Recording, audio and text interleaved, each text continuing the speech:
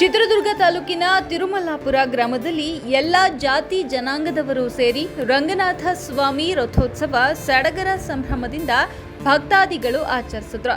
ತಿರುಮಲಾಪುರ ಗ್ರಾಮಕ್ಕೆ ವ್ಯಾಪಾರಸ್ಥರು ಮತ್ತು ರತ್ನಗಳು ಆ ಗ್ರಾಮಕ್ಕೆ ಆಗಮಿಸಿ ಮಾರಾಟ ಮಾಡುತ್ತಿದ್ರು. ಬೆಳಗ್ಗೆ ಬೇರೆ ಗ್ರಾಮಕ್ಕೆ ಹೋಗುವಾಗ ಎತ್ತುಗಳು ಎದ್ದಿರಲಿಲ್ಲ.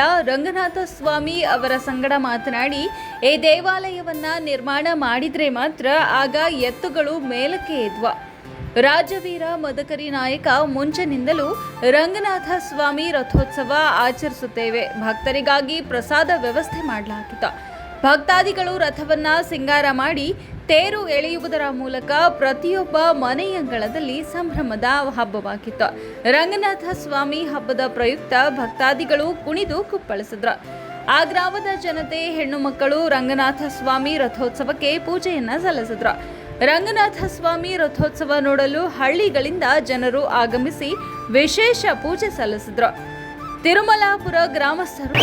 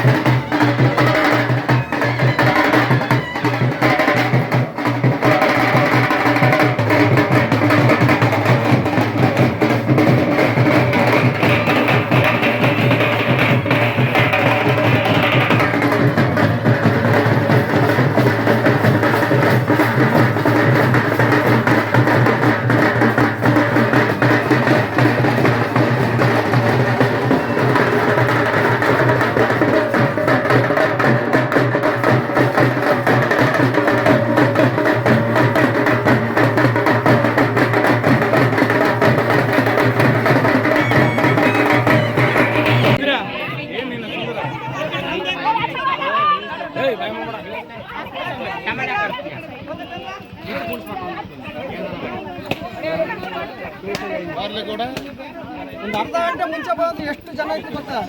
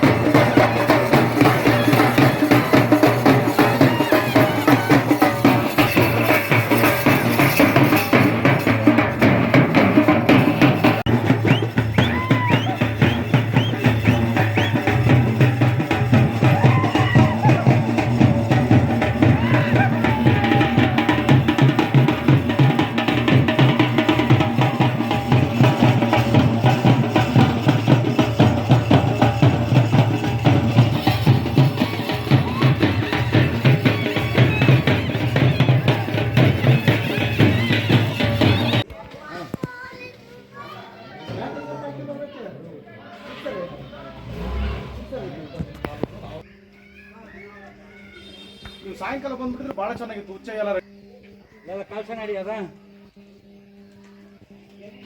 ಏನು ಕಾಲ ಹಾಕತ್ತೀನಿ ಅರ್ಧ ಗಂಟೆ. ಇದು ಹಿಂದೆ ಶ್ರೀರಂಗಪಟ್ಟಣ ಅಂತಂದೇಳಿ ಹೆಸರಿತ್ತಂತ. ಇಲ್ಲಿ ಮುತ್ತುರತ್ನ ಊರು ಸುತ್ತಲೂ ಕೋಟೆ ಇತ್ತಂತೆ. ಊರು ಸುತ್ತಲೂ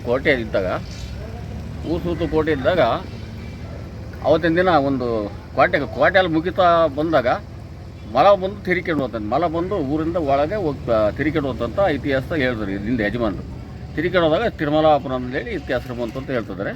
ಅವಾಗ ಇದು ಇಲ್ಲಿ ರಂಗನಾಥ ಸ್ವಾಮಿ ದೇವಸ್ಥಾನ ಇಲ್ಲಿ ಉದ್ಭವ ಆಗ್ಬೇಕಾದ್ರೆ ಅವತ್ತಿನ ಕಾಲದಲ್ಲಿ ಮುತ್ತುರತ್ನ ಏರಿಕೆ ಅಂತ ಎತ್ತಿ ಮೇಲೆ ಎತ್ತಿ ಮೇಲೆ ಏರಿಕೆ ಬಂದು ಇಲ್ಲಿ ಮನಗ ತಗ್ಗರಂತೆ. ಇಲ್ಲಿ ತಂಗರಂತೆ ಜನಗಳು ಒಂದವರು ಮಾರಕ್ಕೆ ಎದ್ದು ಹೋಗ್ಬೇಕಾದ್ರೆ ಎತ್ತುಗಳು ಎದ್ದಾಳದಾಗ ಅವಾಗ ನಾನು ಇಲ್ಲಿ ಒಡಮೂಡಿದ್ದೀನಿ.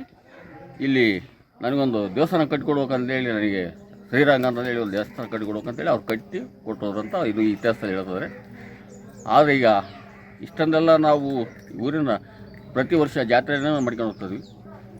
ಈಗ ಅದು 15 ದಿವಸ ಮಾಡೋಕ್ಕಾಯ್ತು, ಆದರೂ ಸ್ವಲ್ಪ ಲೇಟ್ ಆಗೈತೆ. ಇಲ್ಲಿ ನಡೀತಿರ್ತಕ್ಕಂಥ ಜಾತ್ರೆ ಎಲ್ಲ ಊರೆಲ್ಲ ಸೇರ್ಕೊಂಡು ಜಾತ್ರೆ ಮಾಡ್ತೀವಿ. ಮತ್ತು ನಮ್ಮ ಮುತ್ತಾಜಿನ ಕಾಲದಲ್ಲಿ ಇದು ಭಾಳ ಎಂದಿನಿಂದ ಇತಿಹಾಸದಲ್ಲಿ ಇದಕ್ಕೆ ಮದಕರನಾಯಕನ ಕಾಲದಿಂದಲೂ ಇದಕ್ಕೆ ಒಂದು ಬೇಡಿಕೆ ಇದೆ. ಇಲ್ಲೊಬ್ಬ ನಮ್ಮ ಹಿಂದೆ ನಮ್ಮ ಅಜ್ಜರ ಪೂಜಾರದವರು ಅರ್ಕಂಗಿ ದಾಸಜ್ಜ ಅಂತ, ಅವರು ಇಡೀ ಅಂಥ ಪೈಲವರು ಅಂದರೆ ಹೇಳ್ಬಾರ ಮರ ಹಿಡ್ಕೊಂಡು ಹಿಂಗೆ ಬಗ್ಸಿರ ಹಂಗೆ ಬಗ್ಗವಂತೆ. ಆವಾಗ ಯಾರ ಪೈಲವರು ಕುಸ್ತಿ ಆಡೋಕ್ಕೆ ಕರೆದಾಗ ಮದಕರನಾಯಕ ಇವ್ರು ಕರೆಸಿದಂತೆ ವಾಜ್ಯನ.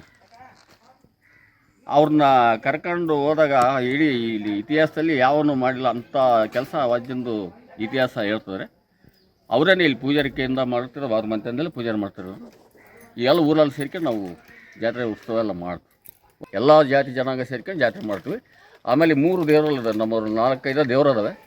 ಇದನ್ನು ದುರ್ಗಮ್ಮ ಅಂತ ಹೇಳ್ತೀವಿ, ದುರ್ಗಾ ಪರಮೇಶ್ವರಿ ಅಂತ. ಅದನ್ನು ಇದಾದ ಒಂದು 5 ವರ್ಷ ಕಂಪ್ಲೀಟ್ ಇದು ಮಾಡ್ತೀವಿ. ಮೊದಲೆಲ್ಲ ವರ್ಷ ಮಾಡ್ತಿದ್ವಿ, ಅದನ್ನು ಈಗ 5 ವರ್ಷ ಕಂಪ್ಲೀಟ್ ಮಾಡ್ತೀವಿ. ಇದು ಆಂಜನೇಯ ಸ್ವಾಮಿ ದೇವಸ್ಥಾನ, ಶ್ರೀರಾಮ ಇದು ಎಲ್ಲ ಇದು ರಾಮನವಮಿಯಲ್ಲಿ ಭಾಳ ಉತ್ಸಾಹ ಚೆನ್ನಾಗಿ ಮಾಡ್ತೀವಿ. 6 ಗಂಟೆಯಿಂದ 5:30ರಿಂದ 6 ಗಂಟೆ 8 ಗಂಟೆ ತನಕ ಹೋಗ್ತೀವಿ. ಈಗ ಊರಲ್ಲಿ ಸುತ್ತಕೊಂಡ್ಬರುತ್ತೆ. ಮತ್ತು ಬೆಳಗ್ಗೆ ಎದ್ದು ತೇರು ಇರ್ತೀವಿ 8 ಗಂಟೆ ಒಳಗೆ. 8 ಗಂಟೆ ಆದಮೇಲೆ ಮತ್ತೆ ನಾಳೆ ಸಾಯಂಕಾಲ ದೊಡ್ಡಡಿ ಆಗುತ್ತೆ. ಆಮೇಲೆ ಹೂವಿನ ಪಲ್ಲಕ್ಕಿ ಹೋಗುತ್ತೆ ಅಮ್ಮಂದು ದುರ್ಗಮ್ಮದು.